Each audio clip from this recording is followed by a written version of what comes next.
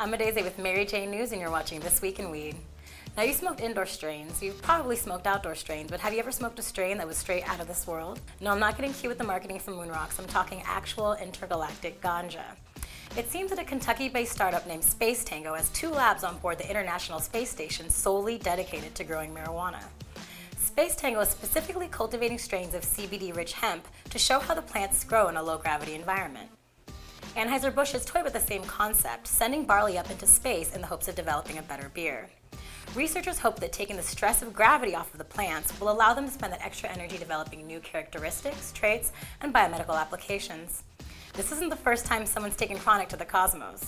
In 2017, an Arizona medical marijuana dispensary called Level Up used a balloon to send a pound of kush into the atmosphere, eventually reclaiming the space buds and selling them off ounce by ounce back on Earth. These experiments with weed in deep space have yet to turn up any results leading to commercial viability, but it's still early and marijuana has a long ways to travel through the final frontier.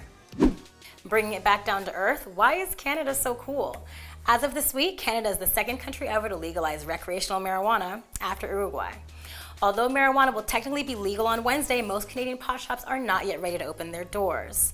Unfortunately, blanket legalization is not as simple as it sounds, and government officials will likely spend the next several years amending, enforcing, and adding to a Canadian clusterfuck of marijuana-based regulations. The bottom line for people traveling to or within Canada is to know the laws of the provinces and the cities that you're visiting.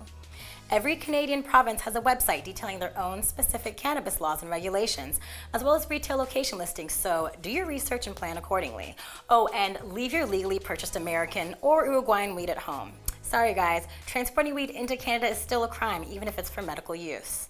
Now, as for transporting weed through Canada, as of October 17th, any adult will be allowed to bring up to 30 grams of cannabis on domestic air travel, but taking pot into or outside of Canada still remains super duper prohibited.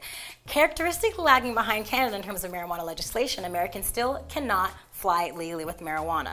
Although most U.S. states have legalized cannabis in some form or another, federal law banning marijuana still applies to all flights and airports. So if you're caught in the air with marijuana, just know that once you hit that sweet American soil, you'll be shit out of luck. Don't be too sad now. Times they are changing, and so are American attitudes towards cannabis. A new poll conducted at the Pew Research Center shows that 62% of Americans fully support cannabis legalization, while another survey found that marijuana use is increasing in adults over 65. Broken down by demographic, the Pew report found, as per usual, younger and more liberal respondents are more likely to support marijuana in all of its beautiful forms. What's interesting, though, is the feedback from older and more conservative Americans. Among Republicans, support for legalization is still a minority view, but at 45% and rising, that story may soon flip. Although the poll found that older Americans were less likely to openly support legal weed than their younger compatriots, a second survey found that they are increasingly smoking pot themselves. While a large percentage have taken advantage of legalization to explore medical marijuana for health reasons, a majority of seniors, 64% of them actually, are somehow getting the weed off the black market. So if you find your stash mysteriously disappearing, you might want to take a second look at grandma. This is Adeze with Mary Jane News, and that's it for This Week in Weed. I think I'm going to go home and plan myself a little Canadian vacation. I could definitely go for a pairing of pot and poutine. Until then, Godspeed and good weed.